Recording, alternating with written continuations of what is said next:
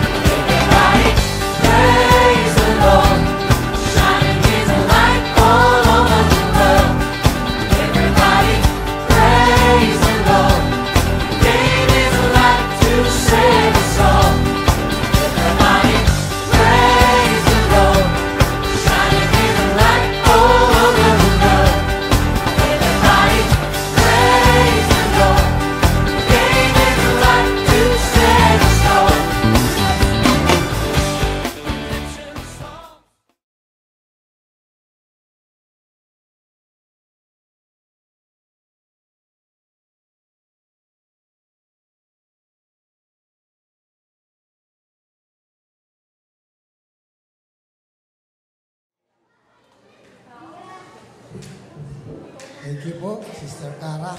Akala ko tapos na yung yung praise and worship. Meron pa pala. Praise and worship pala, bless na tayo. Paano pa kaya siguro kung sa mensahe? Okay, isa pong karangalan, nakakapag-share ulit sa inyo ng salita ng Diyos. Bago sa lahat, manalangin muna tayo. Itulog po natin sa ating Panginoon. Our gracious and heavenly Father, Lord, thank you for this morning you have given us. Lord, thank you for this day that you have gathered us once again, Panginoon, upang makapagpuri at magpasalamat sa inyo, Panginoon. Lord, gabayan niyo ako, Panginoon. Gamitin niyo lang ako, Panginoon, isang instrumento na maghayag ng iyong salita, Panginoon. Naway, Panginoon, ang bawat salita na galing sa inyo, Panginoon, ay tumima sa aming mga puso at isipan upang kami ay magbago at sumunod sa iyong mga pananampalataya, sa inyong sa inyong will, Panginoon. Lord, maraming salamat, Panginoon. Naway, Panginoon, gabayan niyo kami, Panginoon, hanggang sa matapos kami service. In Jesus' mighty name we pray. Amen and amen. Alam niyo, last first Sunday of the month, March, naalala niyo ba yung isang hymnal song na Living for Jesus, a life that is true? Pinagmumuni ko po yung nung gabi bago ko i-share yung kanta na yon dito sa first Sunday, naisip ko pala ang sabi, living for Jesus, a life that is true. Ibig sabihin, kailangan pala ang buhay natin, kung nabubuhay tayo sa Panginoon, dapat katotohanan lang ang buhay natin. Walang fake. Kung tayo isang pananampalataya na totoo nagsasabi sa Panginoon, Lord, ikaw lang ang mahal ko, dapat sumusunod tayo sa kanyang sa kanyang will. Ngayon, iniisip-isip ko, tapos biro nyo, nagsasabi na ang sa Kristiyano ako, nagsisimba naman ako tuwing linggo, nagpe-pray ako. Pero kung hindi po tayo sumusunod sa utos ng Diyos, walang natin. Kailangan sumusunod tayo kung anong ang gusto niya para sa atin. Kuminsan, di ba, makikita nyo sa isang nicho nakalagay, for me to live in Christ is to die in gain. Sapagkat sa akin ay si Kristo, ang buhay ay kahit na ang buhay natin ay para sa Kanya. It means, hindi pa itong ang sabi po sa Philippians 1:21. Pero hindi nila alam kung anong nakalagay, kung anong ibig sabihin noong verse na yon na sinasabi nga, to live, for me to live is Christ, and to die is gain. It inspires us, follow Jesus through our commitment. Kailangan kung sumusunod tayo sa Panginoon, dapat may commitment in life. To live is Christ, encourage believer to dedicate their life to Christ. Doon tayo nabubuhay. Dedicate natin ang buhay para sa Kanya. At provides follower with hope and principle. Ito po ang sinasabi, yung to die is gain. Ang ibig sabihin, it implies that death is not the end, but a beginning. Hindi daw yung pagka namatay ang tao, hindi yung katapusan na. Pero yun ang umpisa pa lang of something far better, yung tinatawag na eternal life. In the presence of Christ, this verse inspire follower of Jesus to live in Christ-centered life. Kung tayong sumusunod pa sa Panginoon, kailangan ang buhay natin ay nakasentro sa Panginoon. Pero pag sinabi natin sa Panginoon na mahal natin siya, dapat ibubuhos natin yung pagmamahal sa Kanya. Hindi yung kung may kailangan lang tayo bago mong tumawag sa Panginoon. Pag wala na tayong kailangan, Lord, dyan ka muna. Hindi ganun ang buhay ng isang Kristiyano. Ngayon, kung gusto tayo sumunod sa Panginoon, kailangan ipatunayan natin na yung sumusunod tayo ng katotohanan sa Panginoon. Ang aking mensahe na ibibigay ko sa inyo sa umaga na i-share ko sa inyo sa umaga ngayon, ay pinamagat ko, the calling of the true follower. Ang pagtawag, tama-tama yung mga ginagawa natin sa mga ang ating reach out, ang ating mga pinupunta natin mga lugar, mga outreach natin. Tama yun, na sumusunod tayo sa Panginoon. Dahil ang Panginoon ay ang Diyos nagbigay sa atin ng isang utos, command. Buksan po natin ang ating mga Bible sa Mark 1:16 to 20. Ito po yung kwento ng magkapatid na mangingisda. Ang sabi, passing alongside the Sea of Galilee, he saw Simon and Andrew, brother of Simon, casting a net into the sea, for they were fishers of men. And Jesus said unto them, follow me, and I will make you become fishers of men. 18, and immediately they left their nets and follow him. 19, and going on little further, he saw James and son of Zebedee, and John his brother, who were in their boat, mending the nets. And immediately he called them, and they left their father Zebedee in the boat with their hired servant and follow him. Ganon po, may dalawang mukha po ang pagiging fisherman na sinabi dito sa Bible. Ito si Simon at saka si Andrew. Itong si Simon Peter po to. At ang brother niya si Simon, na pareho sila nagka-casting net. Ibig sabihin, yung net nila, yung hinahagis.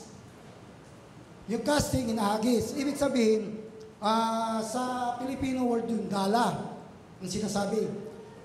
Sila mga fishermen, ibig sabihin na hindi ganun, ang pagka business sila fishermen na para sa kanilang pagkain o ibebenta nila, yun lang ang nila. Pero itong dalawang si John at saka si James and John, na medyo medyo maganda, successful ang kanilang business. Kasi pero nyo may yung tatay nila iniwan na may kasamang mga hard na servant. May hard sila na servant. Ibig sabihin, medyo maganda, successful ang kanilang businessman. Pero pareho sila tinawag ng Panginoon. Dahil ang Panginoon pala, walang pinipili kung sinong tatawagin niya. Even sa atin, kung sino ka man o ano ka man, kung anong status mo, kung anong kung anong saan natin sa buhay, tatawagin at tatawagin tayo ng Panginoon para sa kanyang kaharian. Jesus encountered Simon and Peter as brother Andrew, who were fishermen, and invited to follow him, promising to make them fishers of men. The same invitation as kay James at sa sons of Zebedee. An immediate obedience in despite upon hearing the call. Yung pagtawag sa kanila. Ganon din sa atin. Pag tinawag tayo ng Panginoon, huwag lang tayo patumpik-tumpik. Kailangan sumunod tayo para sa kanyang kaharian. This disciple court follow Jesus, learn from him, and go out, spread, and teaching to reflect asset of their disciples. Ibig sabihin, itong dalawa na to, ang research ko, itong apat na to, si Simon, Andrew, at saka to si James, at saka si John, pareho to sila pamilyado. May pamilya to sila. Pero dito kay Simon at saka kay Andrew, pareho sila pamilyado. Ang kanilang na business, medyo hindi sila ganong successful, mga fishermen. Pero at once na sumunod sila sa Panginoon. Hindi kaya nitong dalawa, kay John at saka si James, sila successful yung tatay nila, pwede na nila kung siniwanan. Pero itong dalawa, iniisip nila ang pamilya nila, di ba? Parang gano'n din sa atin. Kung minsan, hindi natin pinapabayaan natin ang calling sa atin ng Panginoon dahil sa kamunduhan pag nasa natin. Una-una, pamilya natin, yung mga gawain natin ng kamunduhan, kaya hindi natin nabigyan ng halaga yung pagtawag sa atin. Kaya sabi ko kanina, kahit na sino pwede tawagin ng Diyos para sa kanyang kaharian. Ngayon, ang ano ko dito sa ang title ng The Calling of the True Follower. What are the response of the true follower? Ano ba ang response nila? Ang una iniisip ko, bakit kaya mga mga fishermen ang pinili ng Panginoon? Meron naman dyan mga natapos sa pag-aaral, mga nag-aaral ng salita ng Diyos. Bakit ang fishermen ang inisip nila? Una-una, kasi ang fisherman daw is dependable. Maaasahan ang fisherman. Then ang fisherman is may courageous, matapang. At saka hardworking ang isang fisherman. At saka may teamwork ang mga fishermen. Kaya yung dalawa may teamwork sila. Pero nung tinawag sila ng Panginoon, iniwanan nila yung ginagawa nila. Ganon din yung dalawa. Iniwanan nila yung tatay nila para ito pa rin yung tawag ng Panginoon sa kanila. Alam niyo, yung fisherman, pagka isang fisherman, hindi sinabi dito, pero ang alam ko, tinawag to sila sa araw. Kasi, siyempre, nag-ano ng huli yung isda sa araw, pero yung mga anak ni Zebedee, sa gabi to sila galing, kaya nung inaayos na nila yung kanilang mga lambat. Kaya ano naging response ng true follower of Christ? Kasi dito, nakasaad dito, yung Great Commission. Ano ba yun? Sa Matthew 28, 19 to 20, anong sabi ng Diyos, ng Panginoon? Therefore, go and make disciples to all nations, baptizing them in the name of the Father and the Son and of the Holy Spirit, and teaching them to obey everything I have commanded you. And surely I am with you always to every end of the age. Ibig sabihin pala, ano yung command ng Diyos sa atin?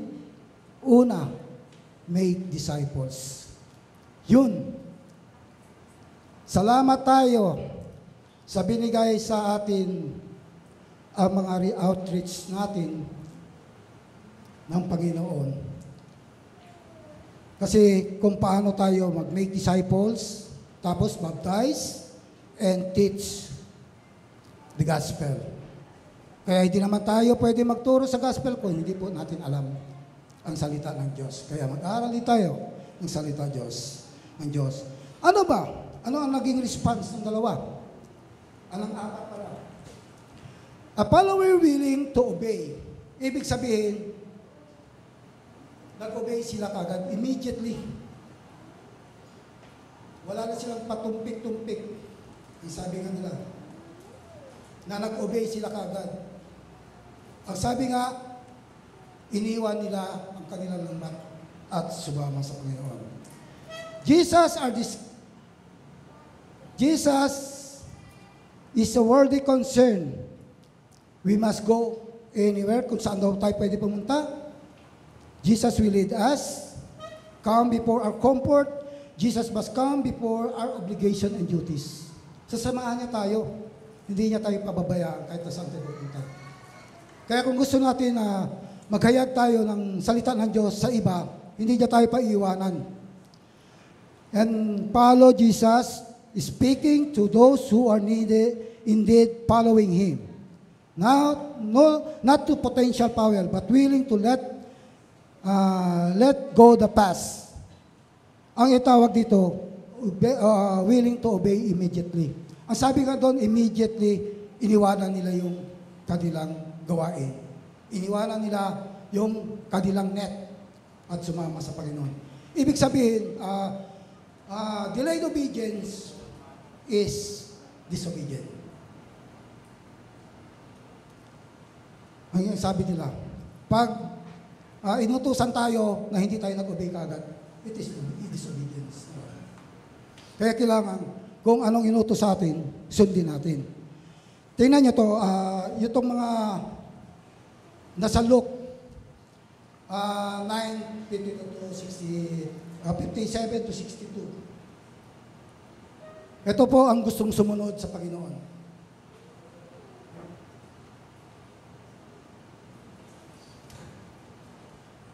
Slide please.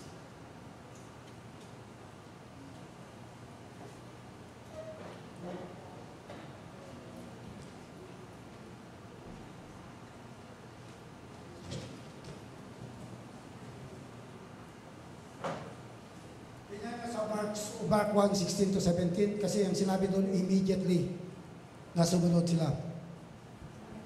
Ito namang sa Luke, tinan nyo ha, Jesus called the first disciple, Jesus walks beside them, kaya ang immediately. Ito naman sa Luke 9:57 to 62,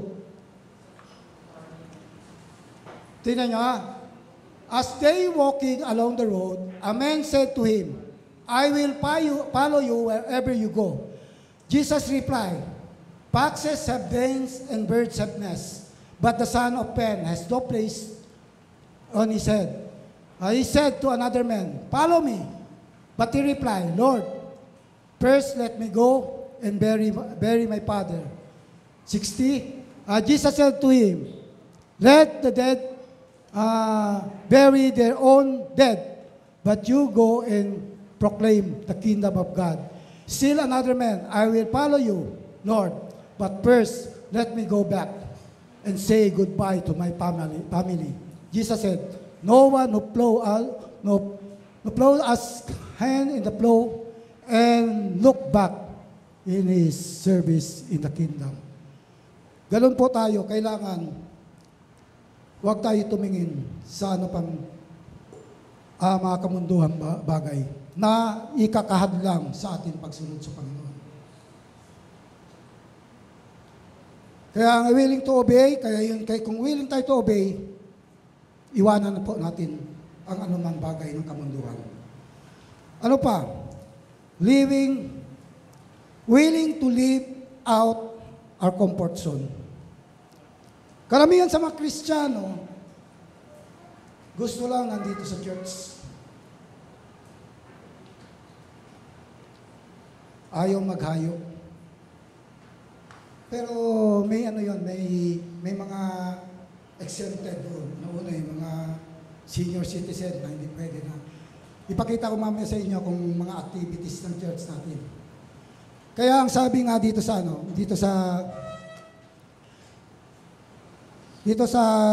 willing to live our comfort zone, leaving our comfort zone is often stepping out in faith. Trusting in God's comfort, we have to rely on God's strength and step out in faith, even when they may be uncomfortable or challenging. Living our comfort zone allow us to experience God's guidance, provision, and blessing in new and unexpected way, learning new things, meeting new people, seeing new places, and trying new experience. Hindi ba ganun ang experience na pupunta tayo sa mga mga outreach natin, nakamit tayo mga bagong kakilala, bagong mga member, naka-experience tayo. Siguro, yung iba sa inyo, hindi nyo pa na-experience na umakyat ng bundok, may pupuntahan kayo ng mga lugar na gusto magpa-pray sa inyo. Kaya yun ang mga experience na dapat nalalaman kung aalis tayo sa ating comfort zone. Hindi po tayo pwede dito lang. Paano natin matupad yung sinasabi ng Great Commission na go and multiply kung nandito lang po tayo sa loob ng Diyos. Pero alam nyo, may tulong ang iba sa atin. Yung mga hindi sumasama sa outreach, nakakatulong kayo sa gawain dahil una sa pagbibigay ng mga kailangan para gamitin sa outreach. Nakakabigay kayo sa inyong mga pinansyal na gagamitin para sa paghayo. Kaya may involvement kayo sa ating mga outreach program.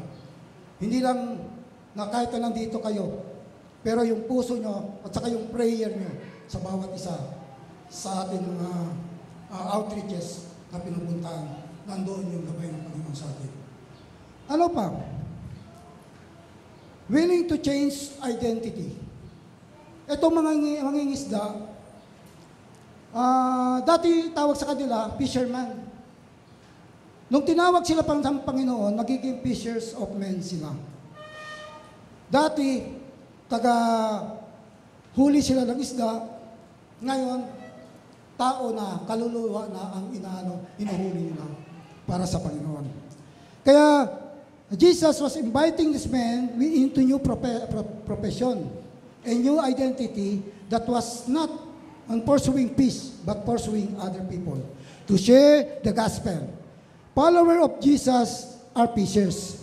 Ang tawag sa kanila tagasunod, share the love of Jesus as sa mga tao na nakaharap natin araw-araw. Ipapakita natin na tayo ay follower ng Panginoon. Kasi pag hindi nakikita ng tao sa atin ang ating ugali, baka lalayo sa atin ang mga tao. Kailangan, kung gusto natin magiging follower ng ating Panginoon, kailangan ay yung i-change natin ang ating identity. Ganon din ang ating ugali. Palitan natin. Kung masyadong harsh o magaspang yung ugali natin, baguhin natin para lalapit sa atin ang Panginoon. Ito kasi ang nakikita ng na kailangan ang mga tao ay lumapit sa ating Panginoon para tayo makakahayo ng maayos. Hindi lamang tayo naghahayo para sa ibang tao, pero para sa lahat. Huwag tayong mamili kung sinong lalapitan natin. Kailangan lahat. Kasi pag naglalambat tayo ng isda, pagka nahuli na, doon pa lang natin pinipili yung isda. Hindi yung ginalambat pa lang natin, doon pa lang natin pinipili. Hindi tayo makahuli ng maayos.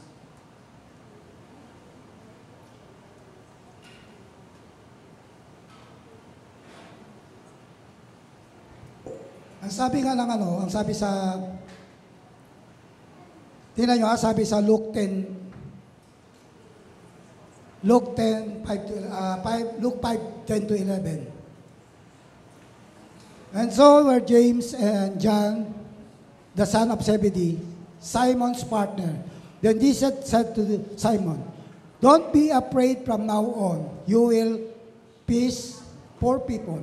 So they pulled out their boats up at the shore, then left everything and followed him. Tingnan nyo, pinalitan yung pangalan niya. Naging fishers of men sila. Nagmamalakaya ng tao. Next. Everything na ginagawa po natin ito, kailangan may kasiyahan po sa ating puso. Everything na ginagawa natin, kahit ano man to, kahit nahirap, kahit na sakripisyo, at kahit nagsasuffer tayo, pero kailangan may joy sa ating puso.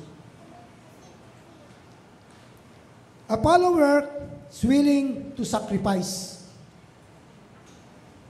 and suffer. Sa Luke 9:23,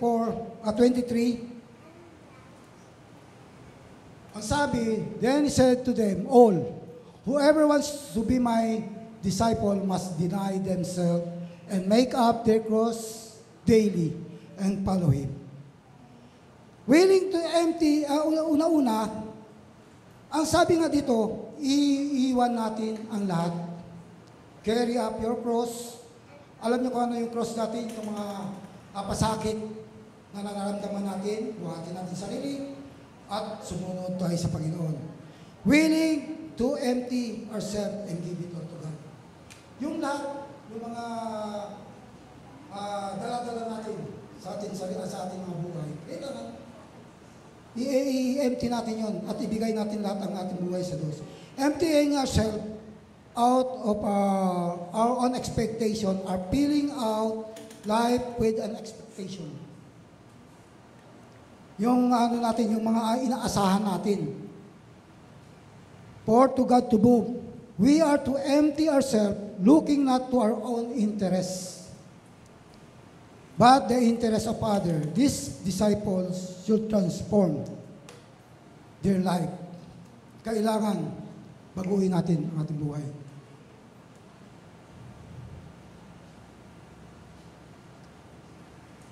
So sa ating mga mission, kailangan hindi yung sa interest lang po natin. Kailangan interest ng ating mission. Interest para sa lahat. Those who follow Him must be willing to give up all else in the world and take on hardship and persecution is needed. Kailangan. Kung tayo ahayo, maraming ganyan.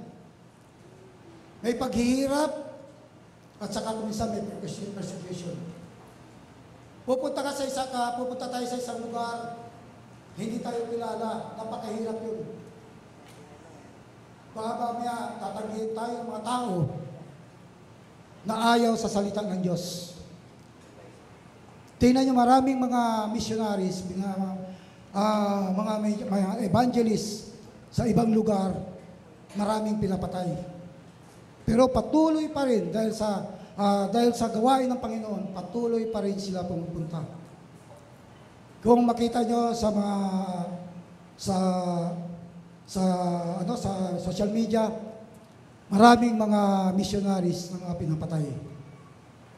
Mas lalo na sa mga lugar na hindi nila tanggap yung ating Panginoon Diyos.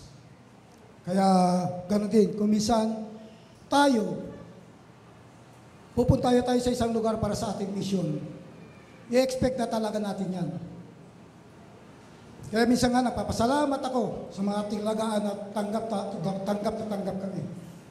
Bago pa kami darating doon, malinis na yung idadarausan namin ng salita ng Diyos. Pero minsan pagka sa isang lugar, ayaw nilang Panginoon. Talagang may ano talaga, kailangan rasuan minsan para may hapahagi lang natin ang salita ng Diyos sa kanila. Kaya ganun, kailangan may hardship at saka may persecution. Ano pa? Willing to pour out our entire being. Ito yung sinasabi ng Romans 12, 1, 2, and 2. Ito yun. I appeal to you, therefore, brother, by the mercies of God, to present your body as living sacrifice, holy and acceptable to God, which is yours spiritual worship. Do not be conformed to this world, but be transformed by the renewal of your mind. And that's the testing you may discern. That is the will of God. That is for you and acceptable and perfect.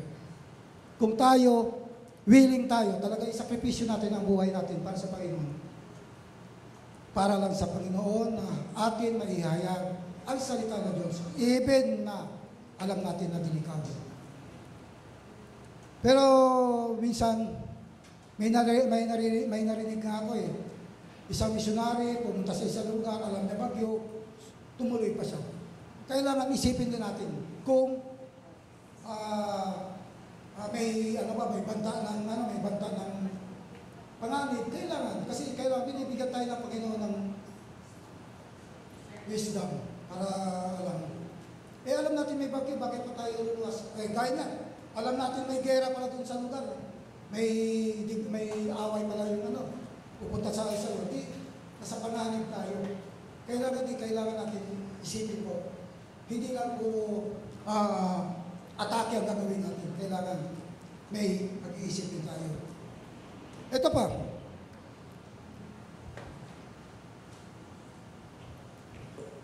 Itong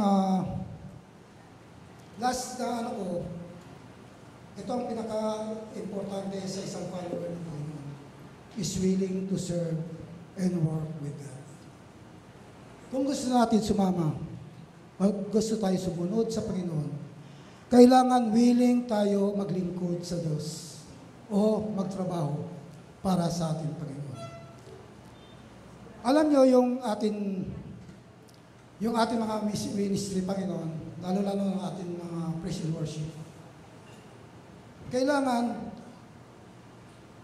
serving the Lord, maganda yun. Pero kailangan ilagay po natin, hindi lang po na mag-serve tayo ngayon, baka mamaya, baka bukas, o sa sunod na linggo, wala na naman. Kailangan consistent po ang serving natin sa Panginoon. Kasi kung nakikita tayo, talagang totoo tayo sumusunod sa Panginoon. Kailangan kung sa praise and worship tayo, tuloy-tuloy. Kasi kung minsan nakikita ko, tatlo lang kumakanta. Kasi kaya kung member tayo sa ating praise and worship, kailangan, hindi ko kayo inaano, pero yun ang nakikita ko. Kailangan. Kasi, ang sabi nga dito sa Colossians 3:23-24, whatever you do, work heartily, as for the Lord and not for men. Tandaan nyo sa Panginoon kayo nagsisilbi, hindi sa tao. Knowing that from the Lord, you will receive the inheritance as your reward. You are serving the Lord Jesus Christ. Hindi po tayo nagsiserve dahil sa mga pastor, dahil sa mga worship leader, sa mga hindi. Sa Panginoon tayo nag-worship. Yan. Hindi tayo serving na para sa Panginoon. Kaya nga sabi ko kanina kay Pastor Ramabel, huwag mo muna ako bigyan hindi ako magsalita ng ayos. Pabiro yung sinabi ko sa kanya. Ito, serving and working for God is a lifetime commitment. Hindi yung commitment natin ngayon o last Sunday o hindi. It's a lifetime commitment. Kasi karamihan sa atin, karamihan sa atin, may maririnig lang, wala na. No more na. Wala na sa church. Ito hindi po ako sa Biblia ko galing yan. Sinasabi na, whatever you do, work heartily. Yung nasa puso. Kaya pag tayo nag-outreach tayo, okay lang yun. Ang iba, kung ano nakikita natin, i-ano natin ang ating kasama, i-build up, motivate, kailangan gano'n. Huwag natin i-discourage. Kailangan i-encourage natin huwag natin i-discourage. Huwag natin sabihin, magaling naman yung sige nyo, ganito, magaling. Hindi hindi maka-Diyos ang ano yan, ang pag-uugali. Mas lalo tayo mga Kristiyano, i-motivate natin, i-encourage natin. Kung mas magaling tayo sa kanila, sabihin natin sa kanila, ganito, kapatid, gawin. Hindi yung ida-down natin ang isang kapatid. Hindi maganda yun. Kaya dyan ang mag-umpisa na magkaroon ng division. Diyan po magkaroon ng galit-galit. Hindi maganda yun gaya na nakaupo tayo lahat tapos nakaiwas tayo ng tingin. Katabi mo sa kabila nakatingin, hindi sa'yo. Siyempre tingnan nyo yung kapatid nyo, magaganda, tsaka mga gwapo. Kailangan, kasi papasalamat tayo kapatid. Sabihin nyo, papasalamat ako dahil nakita ngayong araw na to. Okay? Patapos na ako. Ito sa lifetime commitment to live in obedience in Him, seeking to fulfill His purpose in every area of our life. It is a privilege and joy to partner with God in His work. Privilege yan. And to make a positive impact in the world for His glory, to dedicate our lives in fulfilling His purpose, obeying His command on advancing the kingdom. It's involved using our gift. Yun nga, ang ating gift. Ano ba ang gift natin? Siguro lahat ako, alam ko, hindi naman siguro ang gift natin na upo lang tayo dyan. Kaya sabi ko nga kanina, yung involvement nyo sa ministry, kung hindi man tayo pwede maglakad, hindi man tayo pwede gano'n, yung ang binibigay nyo para sa mission, malaking impact na yun ang pagtulong nyo sa ministry natin. Yung mga binibigay natin na finances, kasi meron dito, ang sabi, it involves using our gifts, talent, serves to carry with a bring glory to His name. Give our time, oras. Isa pa, yung money.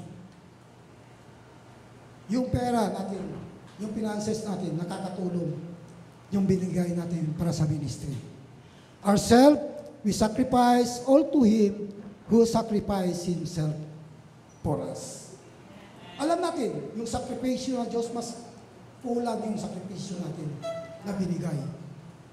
Kaya yung yung willing to sacrifice para sa willing to serve and work for the Lord. Yun ang pinaka-importante bilang isang mga Kristiyano na nagtatrabaho tayo para sa kingdom ng ating Panginoon. May babasahin na ako sa inyo na. Gusto ko lang ipakita sa inyo, i-share sa inyo yung mga activities ng ating mga outreach program.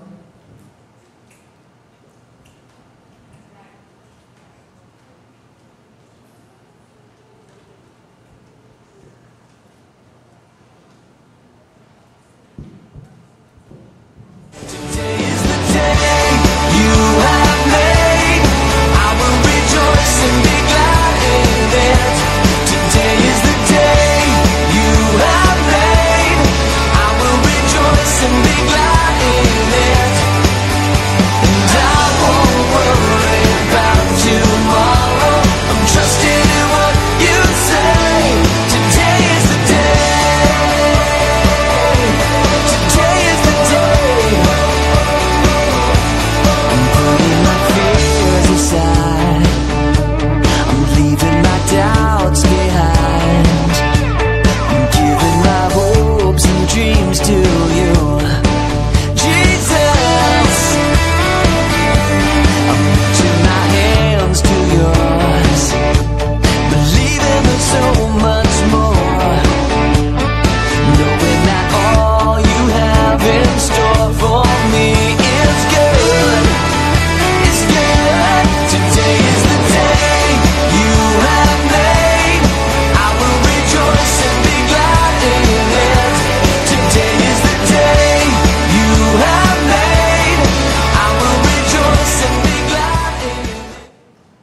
nakikita nyo na. Gusto ko lang i-share sa mga kapatid natin kung anong mga activities ng outreach natin.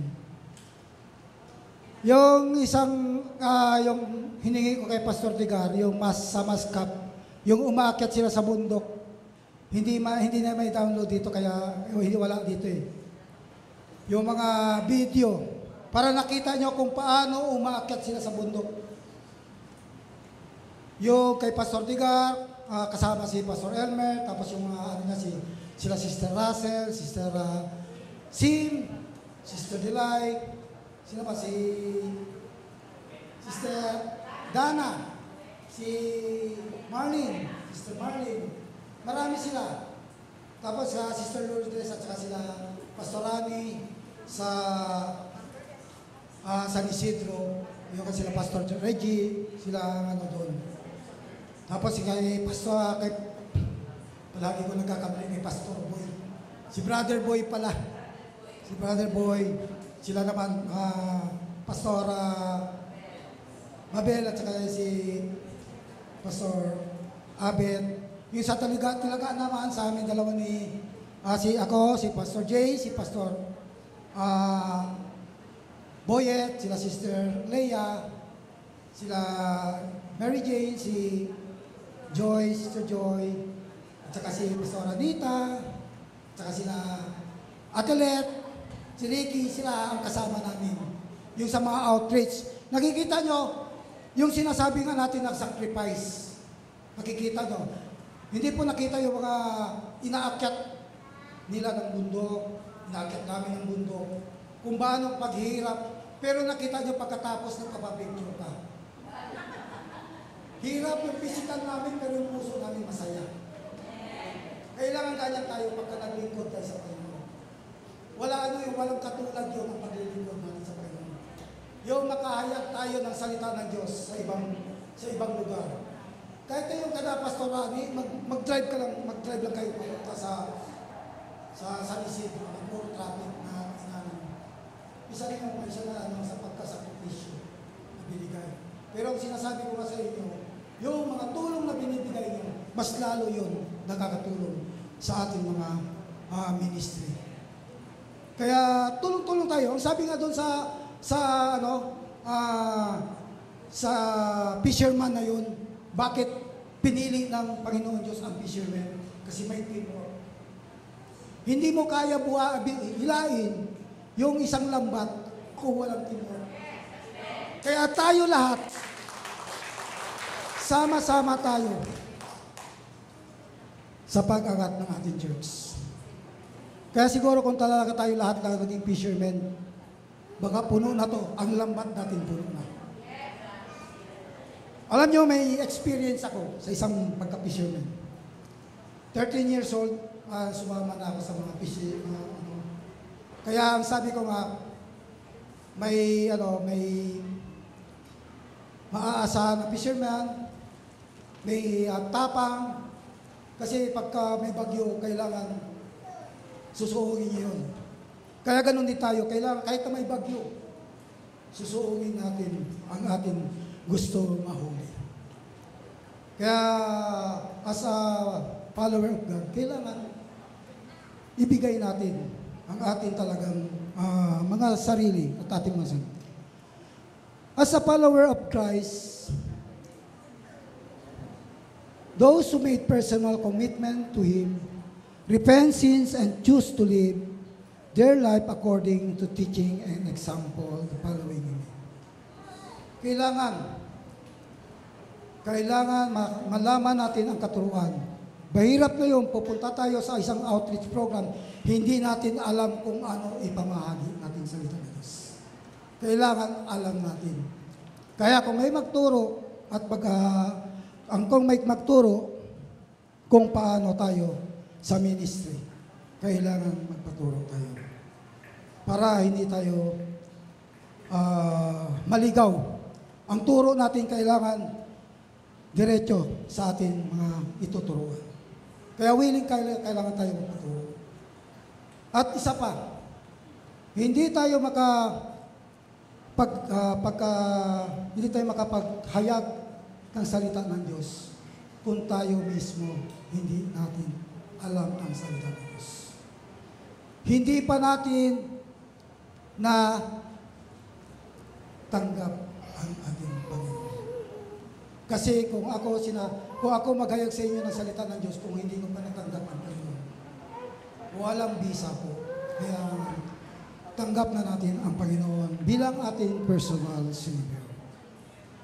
Kaya tinatawagan ko po bago ako mag-conclusion,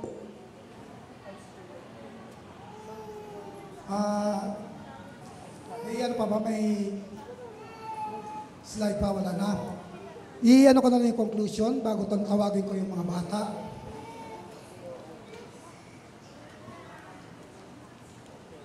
Ayun kay conclusion natin, before you proclaim your willingness to follow Jesus Christ, wherever you go, you are wise and count that it means to be a disciple of Jesus Christ. And then compare the price Jesus Christ paid on the cross for our sin. Baliwala yung paghihirap natin, ang ginawa ng Panginoon sa krus ng Kalbaryo. Kailangan natin, tanggapin natin ang ating Panginoon Diyos bilang ating tagapagligtas. Natawagan ko po ang ating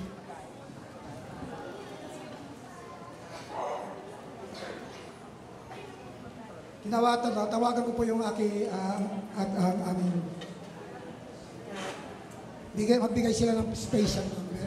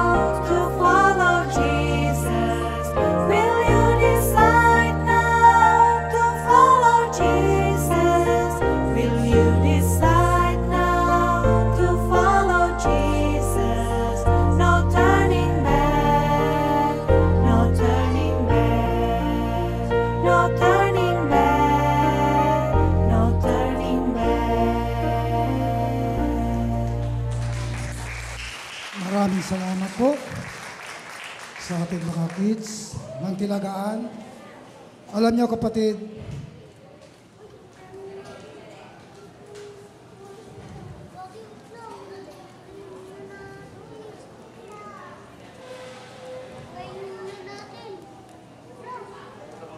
wala na po, may ano pa po. Hindi, wala na po. Alam niyo po kapatid, yung last po na performance ng mga bata, yung ang sabi nga, I have decided to follow Jesus. Today, Jesus is calling you.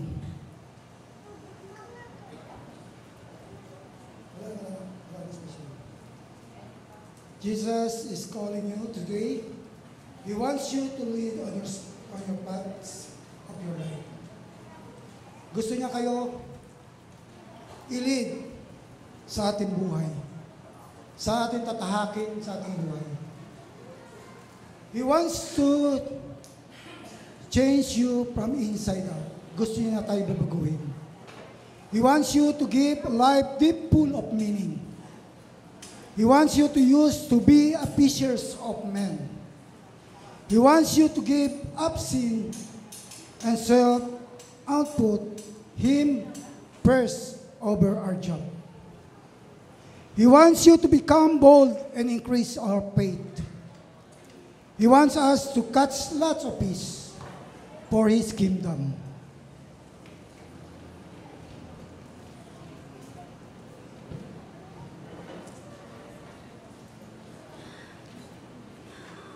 And He will not make you astray. Neither will He forget what He have done on Him. Hindi niya may kalimutan kung anong ginawa natin para sa Kanya. Kaya, tinatawagan tayo ng Panginoon. Ang sabi niya nga, follow me. Ngayon araw na tayo, if you want to follow Jesus and say, yes, Lord, when will you start following Him? Kailan kayo magsumunod sa Kanya? Today, alam niyo kapatid, hindi lang po tayo pinabayaan ng Panginoon kahit sa ating mga finances, kahit sa ating mga kailangan. Hindi niya tayo pinabayaan. Alam niyo, napakalaking bagay ang binigay sa atin ng Panginoon Diyos. Dahil sa ating mga outreach program. Biro nyo, instant binigay tayo ng sasakyan para magamit ng Panginoon. Ganon din po tayo sa ating mga buhay. Okay? Manalangin po tayo. Ama namin, napakasalamat, Panginoon. Nagpapasalamat kami, Panginoon, sa iyong mga salita, Panginoon. Na-share sa amin, Panginoon. Lord, tulungan nyo kami kung paano kami mangisda ng mga kaluluwa, Panginoon. Help us, Panginoon, to be a fishers of men. Lord, maraming salamat, Panginoon, sa mensahe niyo, Panginoon. Naway, Panginoon, gabayan niyo ang bawat isa sa aming mga outreach, Panginoon. Ingatan niyo ang bawat isa, lalo-lalo na sa pagbiyahe namin, Panginoon. Lord, kayo na po ang aming kailangan, Panginoon, sa aming buhay. Hindi lamang sa paghayag ng iyong masal, kundi sa amin pamamahay, Panginoon. Uunahin po namin ang aming mga kasambahay, Panginoon. Lalo-lalo na ang mga kapitbahay namin, Panginoon. Naway, Panginoon, tulungan niyo kami sa aming mga misyon, Panginoon. In Jesus' mighty name we pray. Amen and amen. Thank you.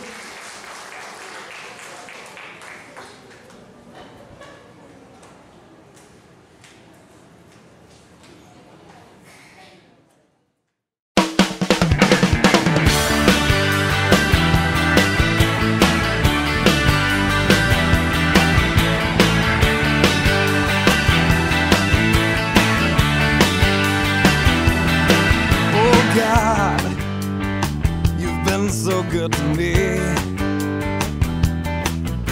You came and found this orphan and you brought me right into your family.